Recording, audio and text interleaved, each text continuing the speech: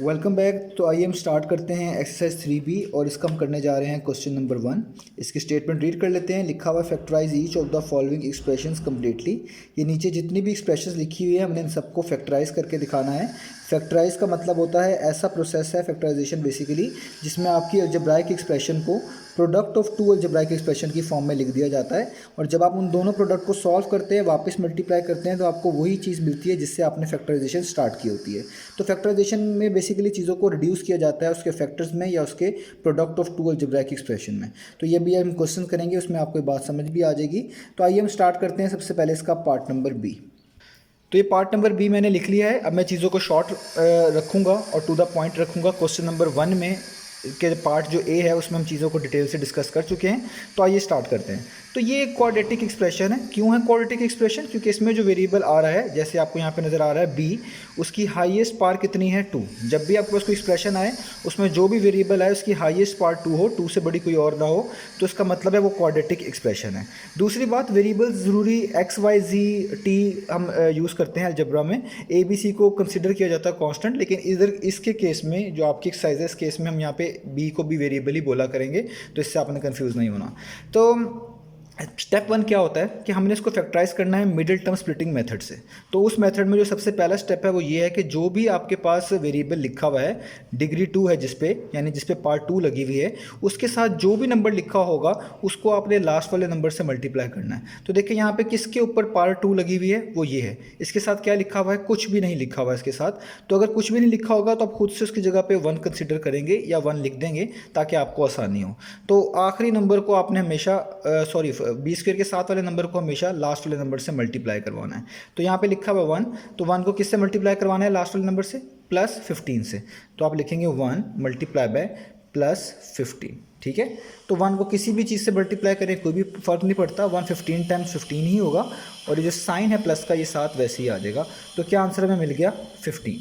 ये हो गया इसका स्टेप नंबर 1। स्टेप नंबर 2 ये है कि जो दरमियान वाली टर्म है, जैसे यहाँ पे लिखी हुई है +8b, इसको स्प्लिट करना है। इसी वजह से इसको स्प्लिटिंग मेथड भी कहते हैं। तो +8 लिख लें यहाँ पे।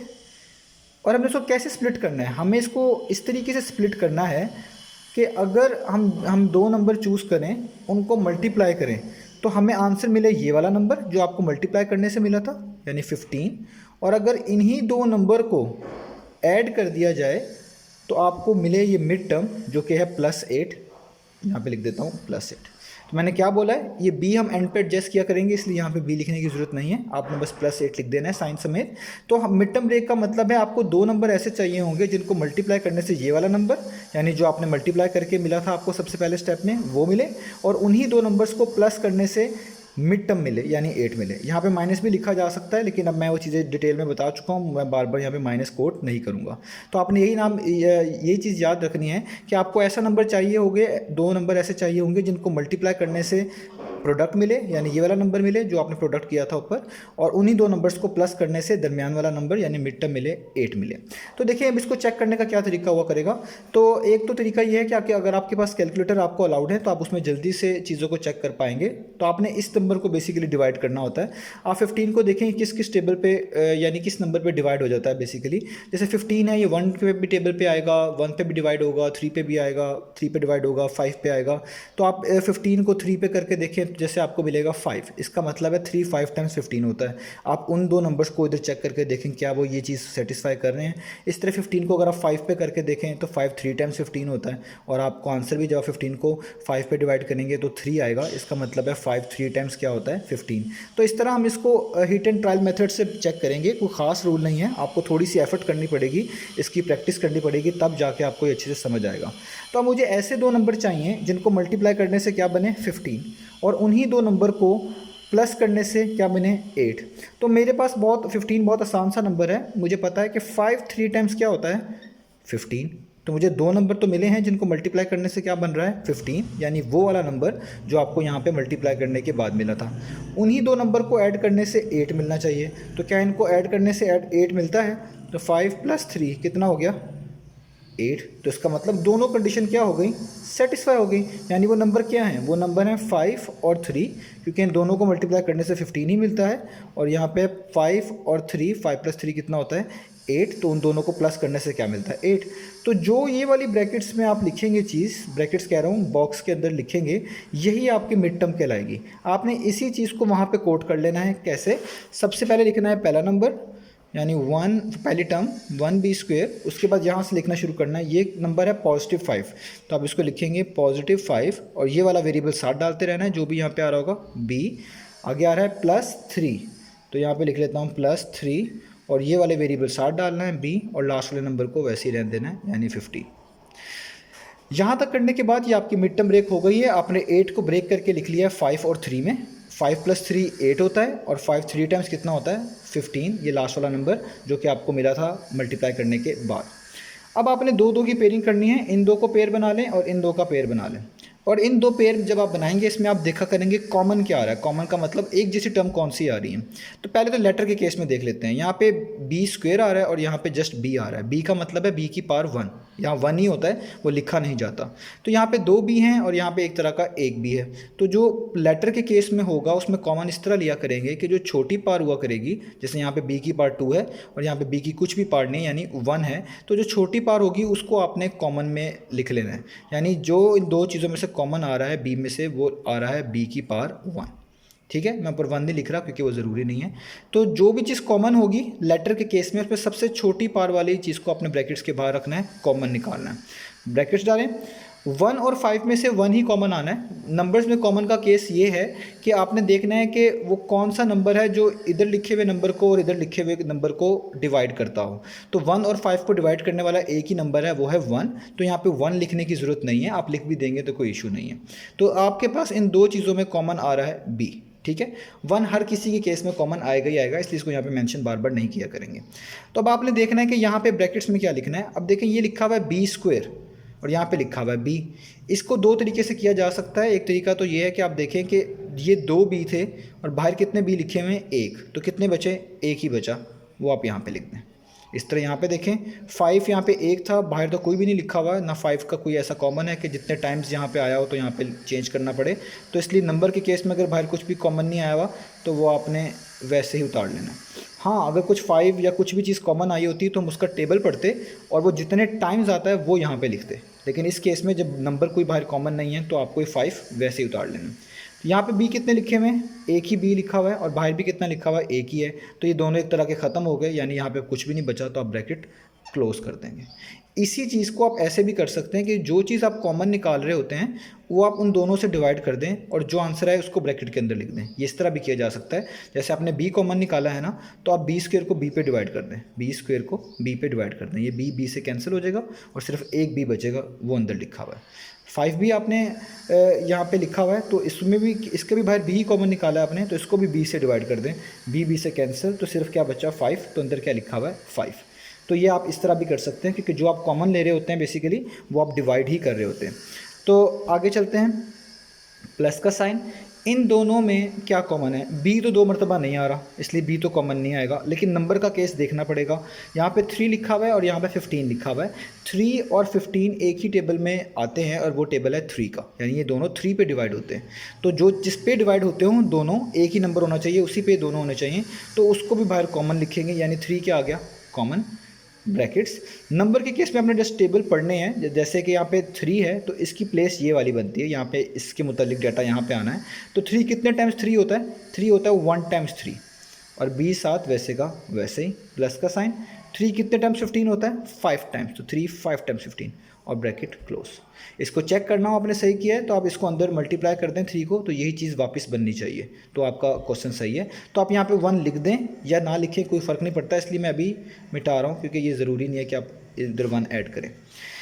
तो फैक्टराइजेशन सही होने की पहचान ये हुआ करेगी कि आपके पास यहाँ पे जो भी टर्म्स आएंगी वो सेम आएंगी। देखिए यहाँ पे b + 5 आ रहा है, यहाँ पे b + 5 आ रहा है। तो अगला काम ये हुआ करेगा, जो चीज़ सेम आ रही है उसको एक मरतबा लिख लें, यानी b + 5 को एक मरतबा लिख लें, और जो चीज़ डिफरेंट है यानी ब्रैकेट्स के बाहर लिखी हुई है उनको भी जोड़ के एक तरफ लिख लें, यानी b और ये है +3। यही आपका आंसर होगा। इसी को बोलते हैं फैक्टराइजेशन, क्योंकि देखें आपने अपनी एक्सप्रेशन को ब्रेक कर दिया प्रोडक्ट ऑफ 2 एक्सप्रेशन में, यानी ये 2 चीज़ों का प्रोडक्ट है, मल्टीप्लाई हो रहे हैं, इनको मल्टीप्लाई करेंगे वापस आपको यही मिल जाएगी। इसी को हम बोलते हैं फैक्टराइजेशन। आइए अब इसका अगला पार्ट करते हैं। ये मैंने इसका पार्ट नंबर सी लिख लिया है। उसी तरह स्टार्ट करना है क्वेश्चन जिस तरह बी पार्ट में किया हुआ है। एक चीज़ आप याद रखें, अगर आपके पास जो भी वेरिएबल है जिस पे पार्ट 2 लगी हुई है उसके साथ कुछ नहीं लिखा हुआ तो वो 1 ही कंसिडर होगा। तो इससे एक चीज़ ये भी पता चल जाती है कि अगर कुछ ना लिखा आ रहा हो तो आप ये आखिरी नंबर को ही देख सकते हैं, जैसे 20 को ही देख सकते हैं कि यही चीज़ प्रोडक्ट में करके मिलनी चाहिए। आपको ज़रूरी नहीं आप बार बार मल्टीप्लाई करें, लेकिन मैं बार बार इसलिए बताता हूँ ताकि आप लोग ऐसे क्वेश्चन जिसमें यहाँ पे कुछ आ जाए उसके केस में भूल ना जाएं। तो इसलिए उसी तरह स्टार्ट करते हैं पहले। तो सी स्क्वेयर है यहाँ पे और इसके साथ कुछ नहीं लिखा हुआ तो आप क्या लगा लें 1। मैंने आपको बताया था जो पार्ट 2 होती है उसके साथ वाला नंबर देखते हैं, कोफिशिएंट को देखते हैं कि वो क्या लिखा हुआ है। ना लिखा हुआ कुछ भी तो 1 लिख देते हैं। उस नंबर को आपने मल्टीप्लाई करना होता है लास्ट वाले नंबर से यानी +20 से। तो 1 मल्टीप्लाई बाय +20, तो 1 को 20 टाइम्स करेंगे कोई भी फ़र्क नहीं आएगा यानी 20 ही आएगा। और यहाँ पे भी प्लस है, यहाँ भी प्लस है तो साइन तो प्लस ही का ही आने वाला है, तो +20 आ गया। उसके बाद क्या करते थे, दरमियान वाली टर्म देखते थे। दरमियान वाली टर्म क्या है, -9। यानी आपको 2 नंबर ऐसे चाहिए जिनको हम मल्टीप्लाई करें तो आपको ये वाला नंबर मिले यानी 20 मिले, और इन्हीं 2 नंबर्स को आप ऐड करें तो आपको कौन सा नंबर मिले, दरमियान वाली टर्म मिले जो कि है -9। सी को तो एंड पे एडजस्ट करेंगे। तो देखिए यहाँ पे बहुत ध्यान से आपने करना है क्योंकि यहाँ पे एक प्लस है और एक माइनस का साइन है। पहली बात, जिसमें सारे प्लस आ रहे होते हैं वो फिर भी थोड़ा क्वेश्चन आसान होता है, लेकिन जिसमें प्लस और माइनस आ रहा हो इसमें थोड़ा ध्यान रखना है, साइन की चेंजेस बहुत ध्यान से करनी है। तो अब देखें, अब वही वाली बात है, आपने इस नंबर को 20 को ये 2 के टेबल पे आता है यानी 2 पे डिवाइड हो जाएगा। आप इसको 4 पे चेक कर सकते हैं, आप इसको 5 पे डिवाइड कर सकते हैं। जैसे अगर आप 20 को लेट से 5 पे करते हैं तो 20 को जब 5 पे डिवाइड करेंगे क्या आंसर मिलेगा, 4 टाइम 4 मिलेगा। इसका मतलब है 5 4 टाइम्स क्या होता है 20। तो देखिए आपको 2 नंबर मिल गए 5 और 4। आप इनको चेक करके देखें क्या वो ये दोनों बॉक्स के अंदर रखे जा सकते हैं और ये 2 नंबर्स देते हैं तो ठीक है, आप उसको यहाँ पे लिख लें। तो ये हिट एंड ट्रायल मेथड है, इसकी कोई स्पेसिफिक टेक्निक नहीं है। हाँ, कैलकुलेटर से ज़रूर इसकी टेक्निक अवेलेबल है, वो मैं अलग से वीडियो पोस्ट कर दूंगा कि उससे किस तरह गैस किया जा सकता है। तो अभी फ़िलहाल जो मैनुअल ट्रिक है without the help of calculator है वो फॉलो कर रहे हैं हम। तो ऐसे 2 नंबर जिनको मल्टीप्लाई करने से 20 मिले तो आपके जहन में आगे होगा एक नंबर रखा जा सकता है 5 4 टाइम्स 20। ऐसे ही है, 5 और 4 को मल्टीप्लाई करें क्या आता है 20, यानी बात सही है। पहला जो ये बॉक्स है इसमें 5 और 4 रखा जा सकता है क्योंकि 5 और 4 को मल्टीप्लाई करने से क्या मिलता है 20। लेकिन प्रॉब्लम ये है क्या 5 और 4 को ऐड करने से -9 मिलता है, तो अभी करके देख लेते हैं। तो 5 में अगर आप +4 करते हैं तो आपको 9 मिलता है, -9 नहीं मिलता। इसका मतलब ये वाली कंडीशन फेल हो रही है, आप यही 2 नंबर्स को यूज़ नहीं कर सकते दोनों बॉक्सेस के अंदर। एक बॉक्स में तो रखा जा सकता है कि 5 4 टाइम्स 20 है, लेकिन दूसरे बॉक्स में इन्हीं 2 नंबर को नहीं रखा जा सकता क्योंकि ये 9 दे रहे हैं और आपको क्या चाहिए होता है, आपको चाहिए -9। क्या करें, इसका मतलब है कुछ मॉडिफिकेशन करनी पड़ेगी, कुछ साइंस को आगे पीछे करना पड़ेगा, कुछ साइंस चेंज करने पड़ेंगे, शायद तब ये 20 बन जाए। तो देखें, इसके लिए जब इस तरह का प्रॉब्लम आए कि आपके पास कोई प्रोडक्ट बन रहा हो, जैसे 20 तो बन रहा है, 9 भी बन रहा है, बस साइन का फ़र्क आ रहा है, सिर्फ साइन का इशू आ रहा है इन दोनों चीज़ों के अंदर। अगर आप देखें तो 20 भी यहाँ पे आ रहा है, 9 भी आ रहा है, बस 9 के अंदर एक साइन का फ़र्क है। तो ऐसे प्रॉब्लम में आप ये कोशिश करेंगे कि आप देख लें क्या साइन छोटे मोटे अगर हम तब्दील करें तो क्या काम चल सकता है हमारा। तो इसके लिए आपको अपने क्वेश्चन पर जाना पड़ेगा। आप देखें आपके क्वेश्चन में जो मिड टर्म है उसके पीछे कौन सा साइन लिखा हुआ है, तो मिड टर्म में जो पीछे साइन लिखा हुआ है वो है माइनस का। तो ये वाला साइन आप इनमें से उस नंबर के पीछे यूज़ करके देखें जो सबसे बड़ा है। तो 5 और 4 में सबसे बड़ा नंबर कौन सा है, वो है 5। ठीक है, तो मैं इसी चीज़ को यहाँ पे करने लगा हूँ। मैं 5 और 4 को दोबारा लिख रहा हूँ कि शायद इनमें कुछ साइन की मॉडिफिकेशन करने से मेरे दोनों बॉक्स फिल हो सकते हो। तो जो बड़ा नंबर जो मिड टर्म के पीछे साइन होगा वो आपने उस नंबर के पीछे लिखना है जो कि सबसे बड़ा हो। तो 5 और 4 में सबसे बड़ा कौन सा है, 5, तो इसके पीछे लिख लेता हूँ माइनस। तो ये सोचा आपने फिक्स कर दिया। अब देखें -5 को जब मैं मल्टीप्लाई करता हूँ +4 से तो इसके साथ कोई साइन नहीं है तो प्लस कंसिडर होगा, प्लस माइनस माइनस 5 4 टाइम्स 20, तो ये तो -20 बन गया। आपको क्या चाहिए 20, तो पहले तो ये नहीं आ रहा था, अब ये प्रॉब्लम बन गया। इसी चीज़ को अगर मैं ऐसे भी कर दूं कि मैं 4 के साथ भी एक माइनस लगा देता हूँ, इससे क्या होगा, -5 -4 माइनस माइनस प्लस 5 4 टाइम्स 20, ये फिर पहले वाला बॉक्स सही हो गया। अब देखता हूँ क्या -5 और -4 को ऐड करने से -9 बन जाएगा, क्योंकि इन्हीं 2 नंबर को ऐड करके मिड टर्म भी आनी चाहिए। तो आगे अभी करके देख लेते हैं। -5 में ऐड कर देता हूँ ये वाला नंबर -4, तो -5 वैसे ही प्लस माइनस 4, और माइनस माइनस क्या होता है प्लस, 5 + 4 कितना होता है 9, और साइन बड़ी वैल्यू का साइन है आएगा 5, क्योंकि 5 बड़ी वैल्यू है, इसके पीछे कौन साइन है माइनस। तो इसका मतलब तो बात सही हो गई। तो आपको दो नंबर मिल गए हैं, पहला नंबर है -5 और -4, और इन्हीं दो नंबर्स को अगर आप ऐड कर दें तो वो मिलता है आपको -9। तो आपको मिड टर्म ब्रेक मिल चुकी है। अब आपने जस्ट इन बॉक्सेस में से वैल्यूज़ को निकाल कर यहाँ पे रखना है। तो आइए स्टार्ट करते हैं, कैसे लिखेंगे। पहले वाली टर्म वैसे ही ये है, यहाँ से स्टार्ट करेंगे दूसरे वाले बॉक्सेस से, -5 और यहाँ पे C लिखा हुआ है तो C रहने दें, प्लस है यहाँ पे और बाकी -4 है। तो आप इसको सॉल्व कर लिया करें या इस तरह भी लिख लें तो भी सही है, ये वैसे सॉल्व कर लें तो बेहतर है आपके लिए। प्लस माइनस क्या होता है, प्लस माइनस क्या होगा माइनस, ये माइनस हो जाएगा तो इसलिए यहाँ पे माइनस ही लिख लेता हूँ, ठीक है, क्योंकि यहाँ पे भी ये माइनस हो गया था तो इसलिए एक स्टेप बढ़ाने की ज़रूरत नहीं है। प्लस माइनस माइनस, अगला नंबर है 4, उसके साथ भी C और +20। ये हो गई है इसकी मिड टर्म ब्रेक। आगे फिर से पेयरिंग करनी पड़ेगी, तो पहले इन दो की पेयरिंग करनी पड़ेगी। तो मैंने आपको कहा है पहले देखें कि लेटर्स में क्या कॉमन आ रहा है। इन दोनों में जो लेटर C यूज़ हुआ है, यहाँ पे C2 लिखा हुआ है, यहाँ पे C1 लिखा हुआ है। तो मैं आपको बता चुका हूँ लेटर के केस में कॉमन कैसे निकालेंगे। लेटर के केस में जो सबसे छोटी पार होगी वो बाहर लिखनी है, उसको बोलेंगे वो कॉमन आई है। यहाँ पे C² लिखा हुआ है, यहाँ की C की कुछ पार नहीं है यानी 1 है, तो छोटी पार वाला C ये बनता है, तो इसको आपने बाहर लिख लेना है। उसके बाद नंबर्स के केस में तो कुछ कॉमन आ ही नहीं रहा, क्योंकि यहाँ पे 5 है और यहाँ पे कोई नंबर ही नहीं है जिसके लिहाज से इसको कॉमन देखा जाए, तो इसलिए ब्रैकेट लगा दूंगा। ये 2 C हैं, यहाँ पे एक C बाहर है तो अंदर ब्रैकेट में जस्ट एक C आएगा, ताकि C से मल्टीप्लाई होकर C² वापस बन सके। -5 वैसे ही आएगा क्योंकि बाहर तो कुछ भी नंबर से रिलेटेड चीज़ ही नहीं है, और यहाँ पे एक C था वो पहले ही बाहर है तो यहाँ पे लिखने की ज़रूरत नहीं है, क्योंकि अगर आप यहाँ पे लिख देंगे तो C टाइम्स C² बन जाएगा, जो कि गलत हो जाएगा, इसलिए ब्रैकेट क्लोज। आप यही चीज़ ऐसे भी कर सकते हैं कि जो चीज़ कॉमन आ रही हो उसको इन दोनों पे डिवाइड करें, जैसे C² को C पे डिवाइड करें और 5C को भी C पे डिवाइड कर दें। तो ये देखें ये C कट जाता है, यहाँ पे C आ गया पहले, और 5C से जब करेंगे फिर C कट जाएगा, यहाँ पे 5 आ गया और साइन दरमियान वाला यानी C-5, C-5, इस तरह भी किया जा सकता है। अब यहाँ पे ख्याल रखना है, यहाँ पे माइनस आ रहा है, तो जब भी माइनस आएगा तो आगे जो भी ब्रैकेट्स दोबारा से डलेंगी उनमें साइन चेंज लाजमी होगा, ये लाजमी आपने रखना है। माइनस को जब ओपन करते हैं ब्रैकेट्स के केस में तो साइन तब भी चेंज होता है जब माइनस हो, और ब्रैकेट्स लगाते हैं तो भी साइन चेंज होगा। तो देखिए यहाँ पे लेटर के केस में कॉमन देखते हैं, इन दोनों में C तो आ नहीं रहा, तो C तो कॉमन नहीं आएगा, तो C इसलिए मैंने पहले ही, बल्कि मैं इसको बाद में लिखता हूँ बेहतर है। तो C तो कॉमन नहीं आ रहा इसमें। नंबर के केस में देखते हैं, यहाँ पे 4 है और यहाँ पे 20 है,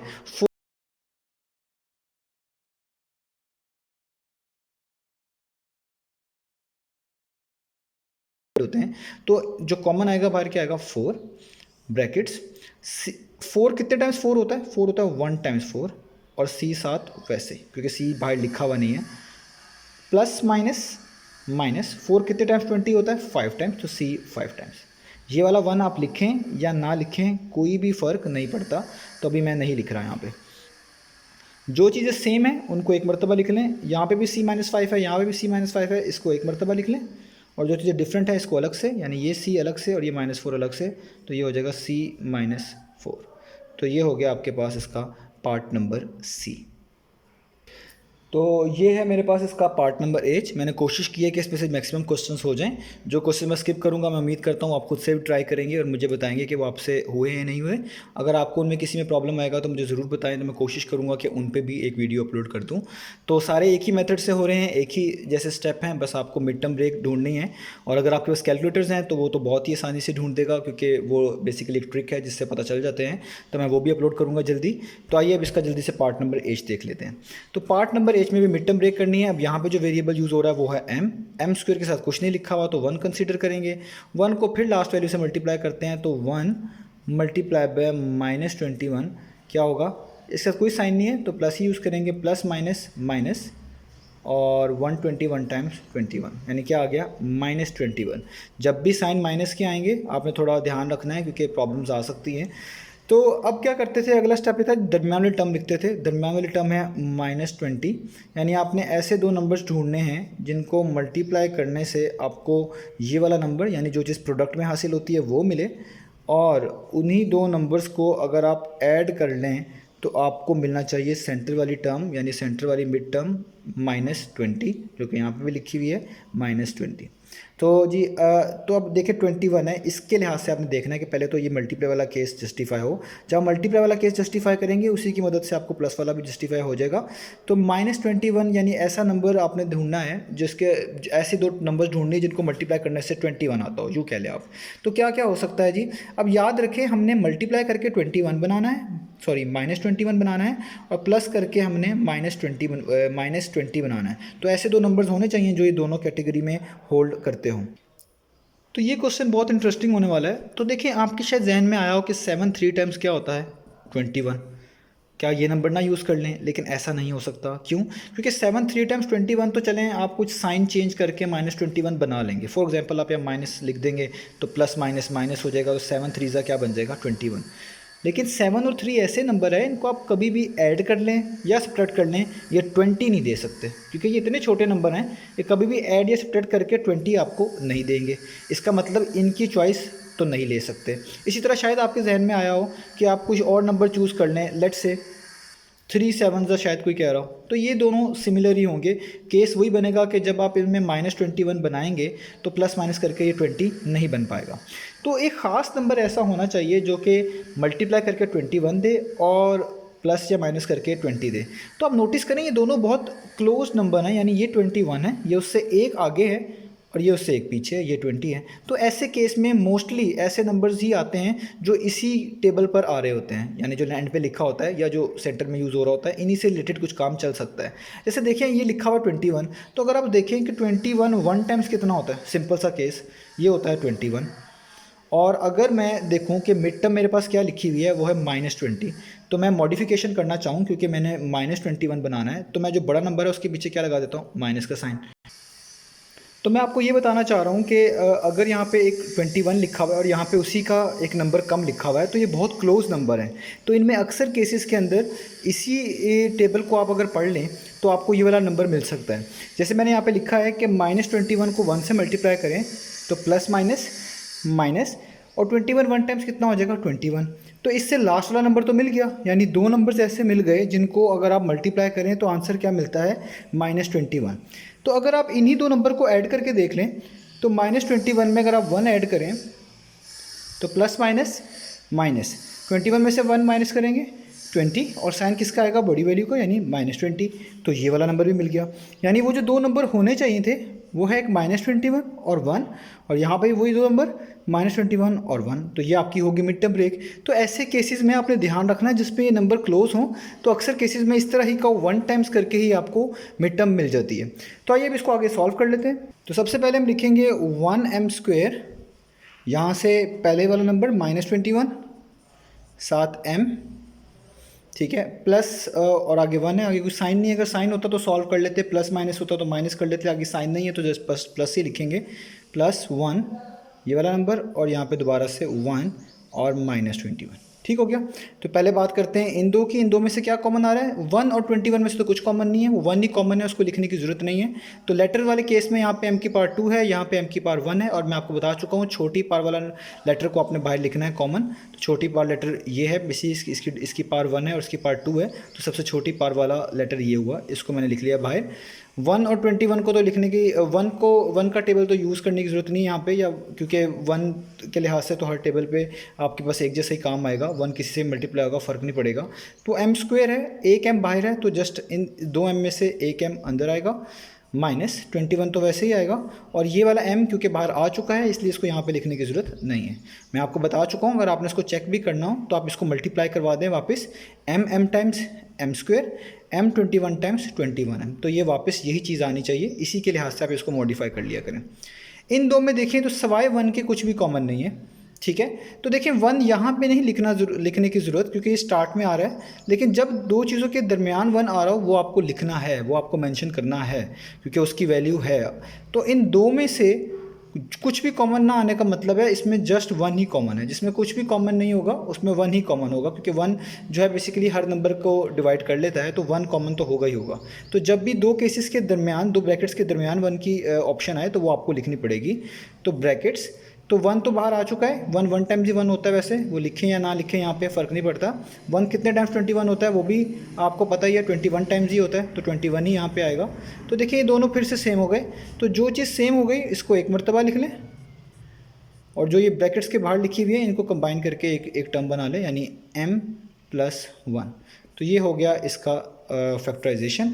तो मैंने काफ़ी पार्ट इसमें सॉल्व कर दी हैं। आप को मैं रिकमेंड करूँगा आप इसकी अच्छे से प्रैक्टिस करें, क्योंकि ये स्टार्ट में इतने इजी क्वेश्चंस नहीं होते स्टूडेंट्स के लिए। तो आप इसके जो बाकी पार्ट्स हैं वो खुद से ट्राई करें और मुझे कमेंट सेक्शन में बताएं कि आपको वो समझ आए हैं कि नहीं है।